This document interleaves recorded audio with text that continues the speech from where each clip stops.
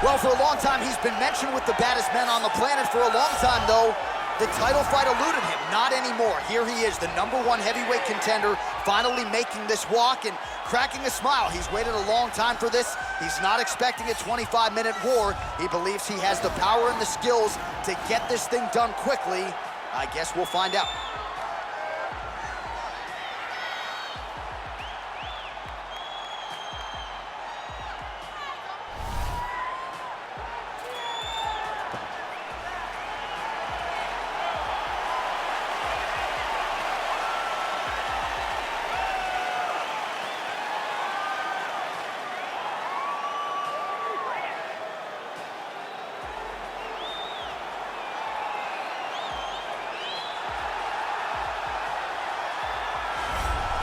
All right, so here he is making his way to the octagon for another heavyweight title defense. This has been the baddest man on the planet now for several years, and he has taken on all comers more often than not, leaving them twitching on the canvas. Knockout power for days. The question is tonight, with a challenge like this, can he walk out the way he came in as the undisputed UFC heavyweight champion of the world?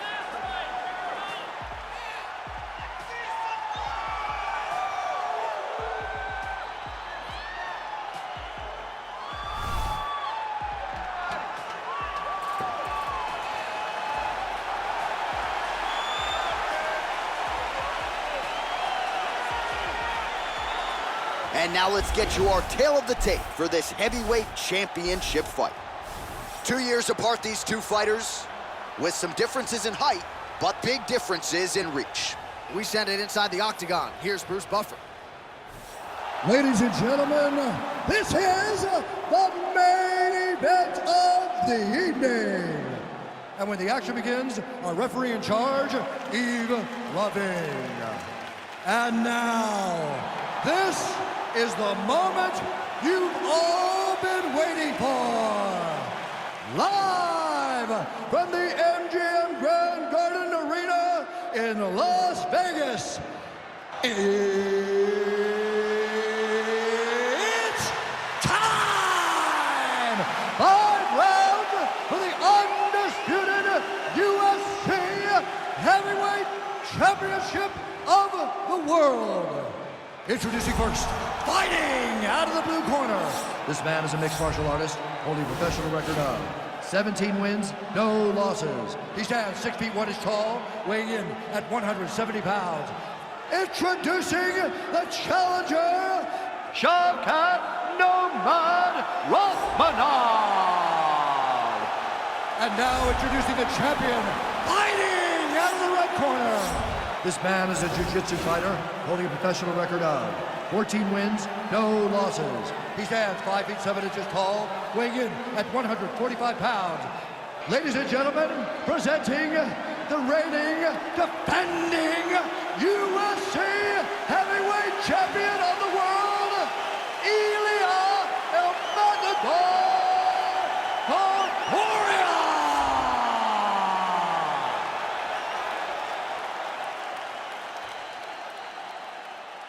UFC belt on the line. Protect yourself at all time. Obey my command at all time. If you want to touch love, do it now. Go back to your corner.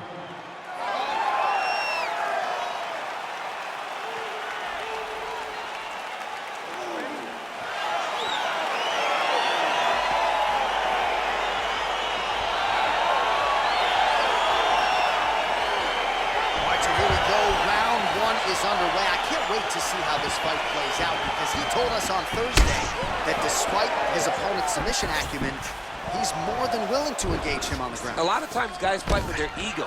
They try to go and fight their opponent in their spots. Let's see if this proves to be a very bad decision. Well, perhaps a sign of things to come as he lands a kick there. Nice kick landed by the gentleman. Now he's masterful from here. Oh, he went to a single, switch to a high crotch. What a fantastic takedown. Welcome to the Cormier Express. Setting up a sub here.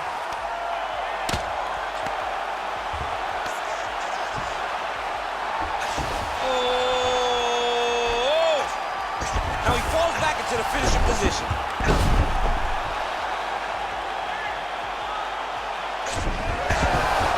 Somehow stays in the fight. All right, side control now, DC. When you get side control in the fight, what are you looking for? When I get to the side control in the fight, and I believe this young man should do the same thing, it's secure first. Grab everything in tight. Make sure your elbows are in. Make sure you've got something locked in so your opponent doesn't just squirm away. Punch short punches, but try to make the opponent make a choice. Either he turns back into you, you take your front headlock, or he turns in the opposite direction, you throw your hook in, and you start looking to get a choke off. Oh, really nice work to keep busy off of his back as he lands some more offense here from Bob.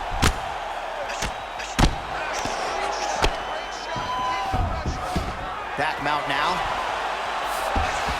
Well, anytime you are in a ground fighting situation with this fighter, you're potentially playing with fire. And now he has a headlock trying to pin his opponent's back down flat onto the mat. Look from the transition to an arm triangle to try to chase the finish. He's to push the arm to the side, get his head against the mat. Now watch, as he goes to the finish, watch his chest. And this might just be a matter of time.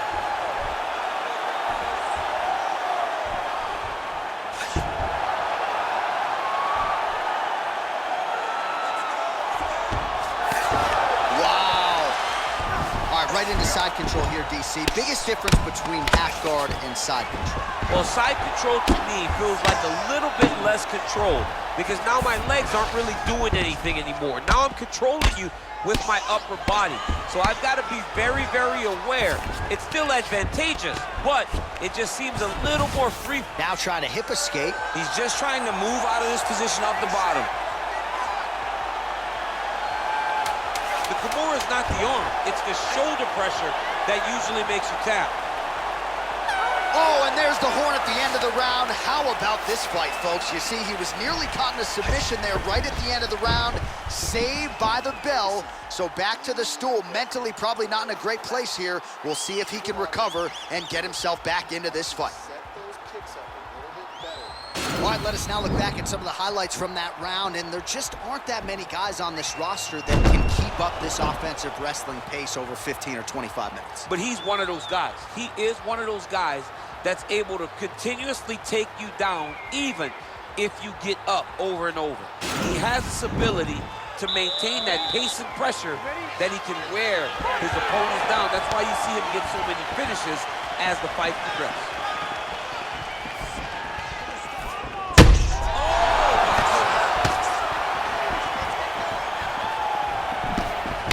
Holding on to him here, not really doing too much, perhaps just looking to recover. Well, he continues to do a nice job here defensively, protecting the head and sort of maybe letting his opponent gas out a little bit with all the volume. His opponent sees the target, but he can't get to the target. So he'll continue to throw, and he'll continue to wear on his own gas tank. Well, you saw us referencing the tail of the tape, DC. He's got the reach advantage and certainly made good use of it there in landing that jab. Stuffs the takedown there. How good is his takedown defense? Real quick leg kick. Stuffs that takedown attempt without issue. Oh, big punch land.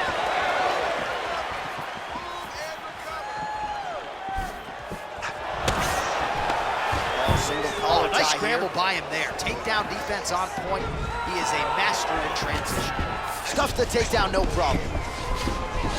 Oh, he lands the Superman punch. How about it? And they separate. Oh, a little single collar tie there. On the takedown and scrambles to his feet. Nicely done.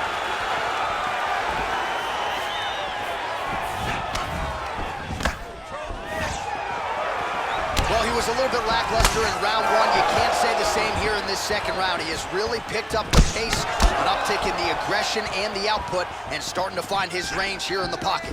Oh! Dude's hurt. Serve him up. Go get him.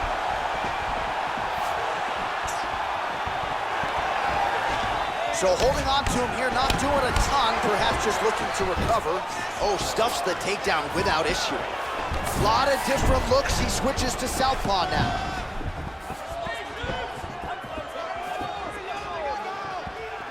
Straight punch lands. Back and forth we go. Look at him working at trying to shut the liver down. Oh! Out of range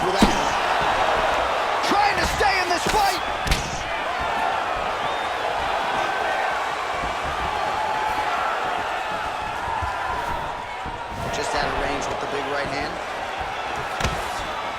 He gets to his spot, the tie clinch. Then he starts to let the knees fly. Big punch lands over the top. How's he gonna follow this one? Oh, collar tie. Nice display of technique by him there on the side kick. Now we'll see if he can follow it up. Very traditional technique that a lot of guys are using now in the UFC. Oh, beautiful straight right hand. And that's the end of round number 2. Well, what a round it was. Daniel Cormier, you are one of the greatest mixed martial arts athletes of all time. I'm not sure you can do a Superman punch like that, though. With my luck, I would try to push off and my foot would be slippery, wet or something. I would fall right into a knee. No, I would not try that. I don't have that ability. I'm not that free inside the octagon.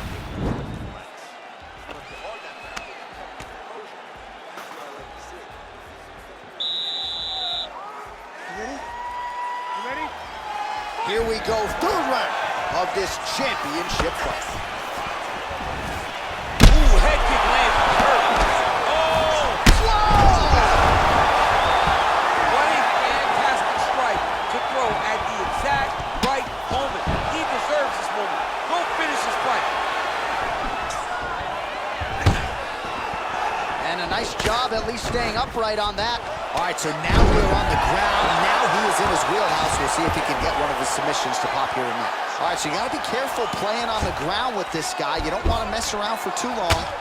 Oh, nice job here staying busy off of his back. Nice offense from the bottom. All right, bottom fighter here, maybe looking to hip escape, DC.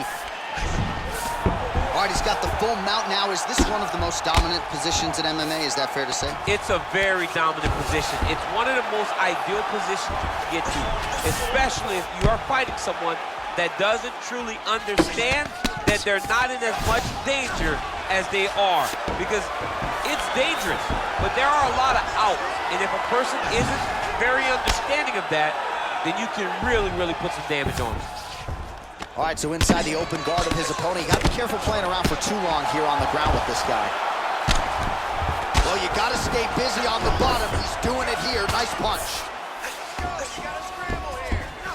We have now crossed the midpoint of this fight. All right, great position for him here. He's got the full mount. See if he can get that ground and pound going. Now the guy's got armbar. He's attacking it on him. An attacking armbar. Oh, we're getting a finish here. And this might just be a matter of time.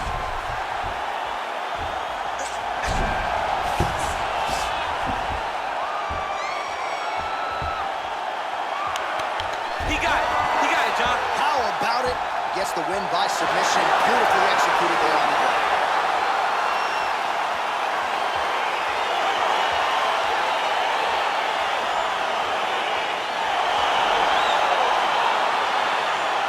So a wild round and a wild sequence there on the ground, DC. Talk us through the highlight. He's such a phenomenal grappler.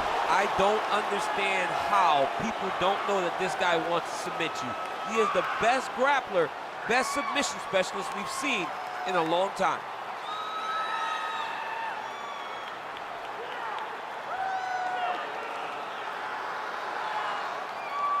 All right, so there is the consensus baddest man on the planet, the undisputed UFC heavyweight champion, your winner tonight by way of submission.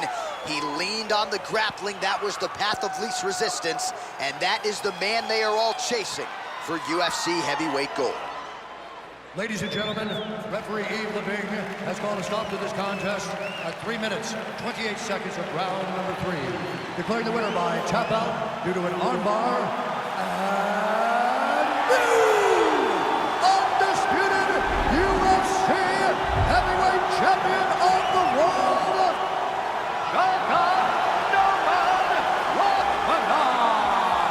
All right, so we got a new UFC heavyweight champion, and potentially a star is born tonight, DC. He is the type of guy that makes people want to tune in.